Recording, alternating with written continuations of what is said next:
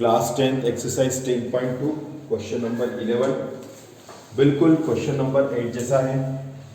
क्या फ़र्क है वो भी आपको डायग्राम में दिखने से मालूम पड़ जाएगा। सबसे पहले तो अपन एक सर्कल बना लिया और एक लाइन बना रहे हैं अपन ये, ठीक है, और इससे जुड़ती हुई लाइन ये, ठीक है, और इधर एक लाइन और बना रहे हैं अपन, टच करते हुए जाए तो अच्छी बात है, ठीक है। थोड़ी सी लाइन सीधी होगी इधर से बने और इधर से इसको टच करते हुए जानी चाहिए,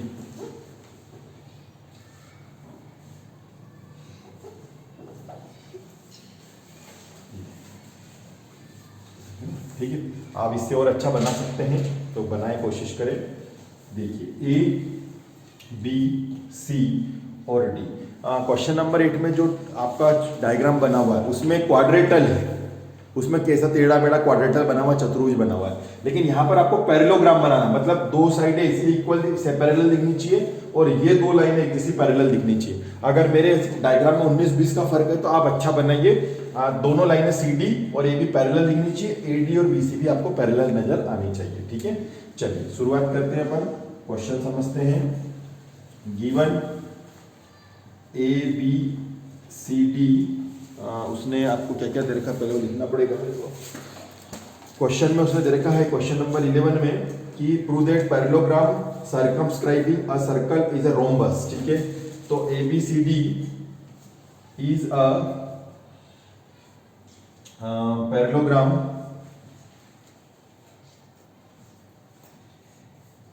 A B C D is a parallelogram, है ना।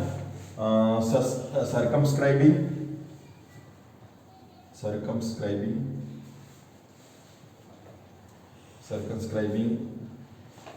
a सर्कल, जो सर्कल के बाहर बना हुआ है, ठीक है। चतुर्भुज ए बी सी डी एक वृत्त के परिगत समांतर चतुर्भुज है, ठीक है। आपको क्या प्रूव करना है? आपको ये प्रूव करना है कि ये एक रोम्बस है। A B C D is a rhombus, मतलब ए बी सी डी एक सम चतुर्भुज है। इसका मतलब चारों भुजा आपस में बराबर आनी चाहिए। A B B C C D और ए डी ये चारों बराबर आनी चाहिए, ये आपको लेकर के आना पड़ेगा आखिरी है, ठीक है। चलिए प्रूफ कर लेते हैं अपन। तो क्वेश्चन नंबर 8 से और इसमें थोड़ा सा अंतर है डायग्राम में, बाकी पढ़ने का तरीका बिल्कुल सेम रहेगा। इसको अपन ले लेते हैं पी क्यू आर और S. P Q R S है ना, ये इनके टेंजेंट पॉइंट ऑफ कांटेक्ट है, स्पर्श बिंदु है पी क्यू आर है ना। ये ए बी है, टेंजेंट लाइन है। ये पी इसका क्या हो गया, पॉइंट ऑफ कांटेक्ट हो गया, ये पॉइंट ऑफ कांटेक्ट हो गया, ये स्पर्श बिंदु हो गया, ये स्पर्श बिंदु हो गया, सब स्पर्श बिंदु हो गए, ठीक है। चलिए अब अपन स्टार्ट करते हैं।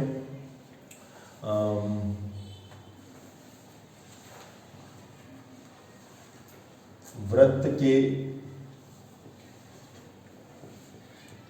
बाह्य बिंदु से खींची गई स्पर्श रेखाएं बराबर होती हैं। वृत्त के बाह्य बिंदु से खींची गई स्पर्श रेखाएं बराबर होती हैं। वृत्त के बाह्य बिंदु से खींची गई दो स्पर्श रेखाएं, दो ही होती हो तो, है ना। Any two tangent drawn from external point to circle are equal. Any two tangents drawn from external point to a circle are equal, ठीक है। कोने तक दिख रहा है, देख लेता हूँ मैं। आर इक्वल, ठीक है। वृत्त के बाह्य बिंदु से खींची गई स्पर्श रेखाएं बराबर होती है। Any two tangent drawn from circle are equal. अच्छा, आप चाहें तो क्वेश्चन नंबर 8 को भी देख सकते हैं, उसमें जो मैंने स्टार्टिंग में लिखा है वैसा भी लिख सकते हैं, ठीक है। From external point A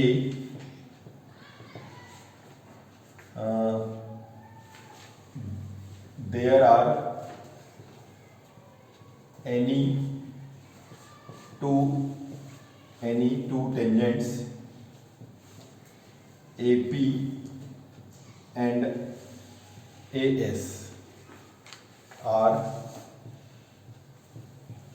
drawn to circle. ठीक है, from external point A there are any two tangent AP and AS are drawn to circle. ये देखिए, वृत्त के बाएं बिंदु ए से वृत्त पर दो स्पर्श रेखा खींची गई है AP और AS।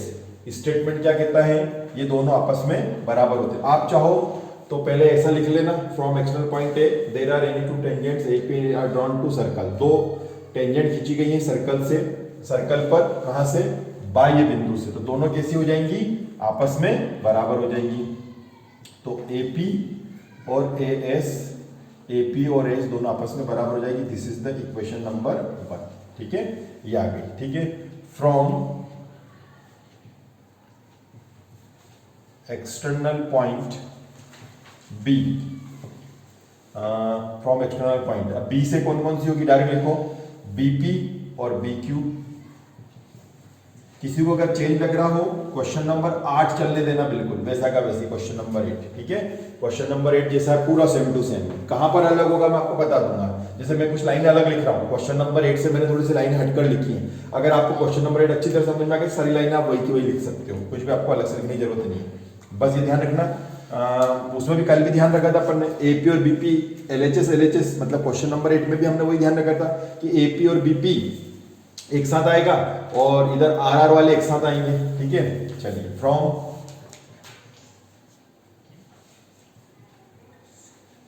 एक्सटर्नल पॉइंट C, अब C से क्या हो रहा है, ये देखिए, CR और DR, CR और CQ, ये देखिए, CR और CQ, ये दोनों आपस में बराबर हो जाएंगी।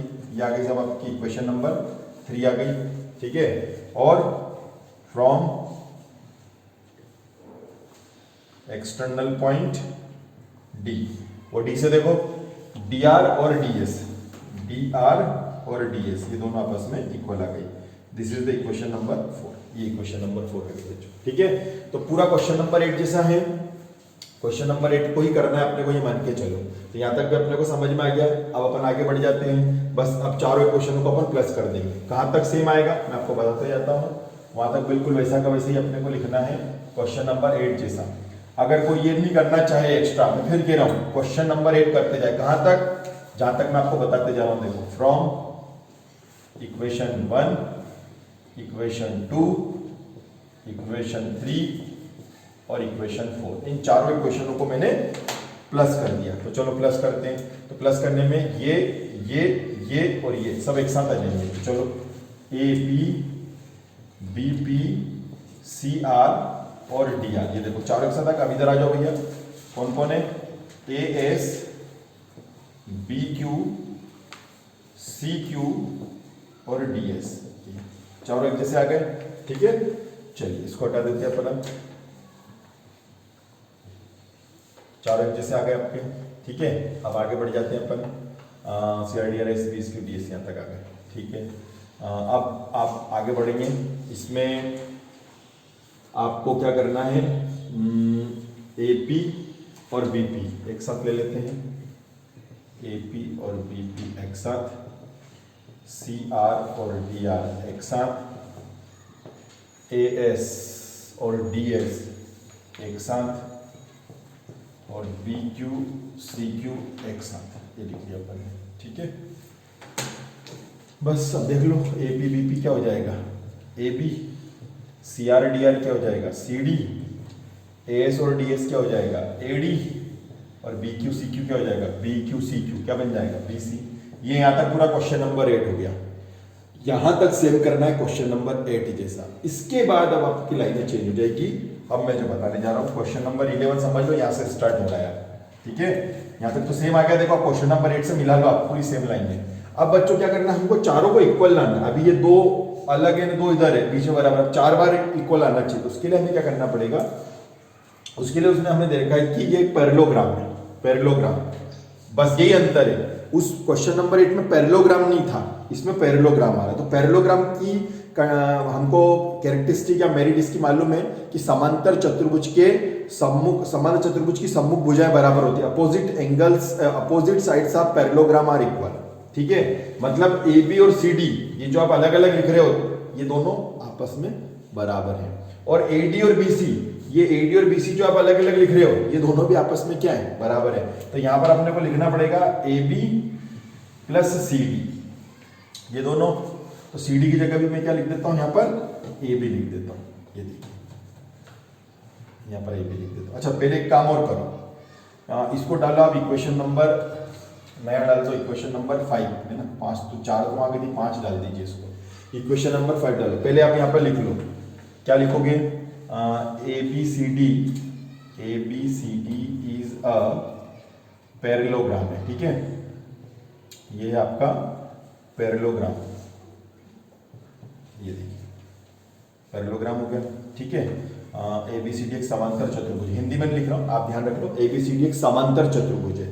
तो समांतर चतुर्भुज है तो अपोजिट, अब यहां पर लिखेंगे अपन angle, sorry, A B equal C D, A B equal C D and B C equal A D, B C equal A D. कारण अब यहां रीजन लिखेंगे, समांतर चतुर्भुज के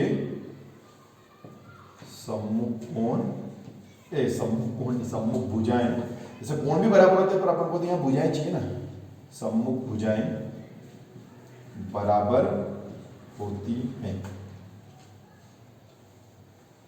opposite sides of parallelogram are equal, opposite sides of parallelogram are equal.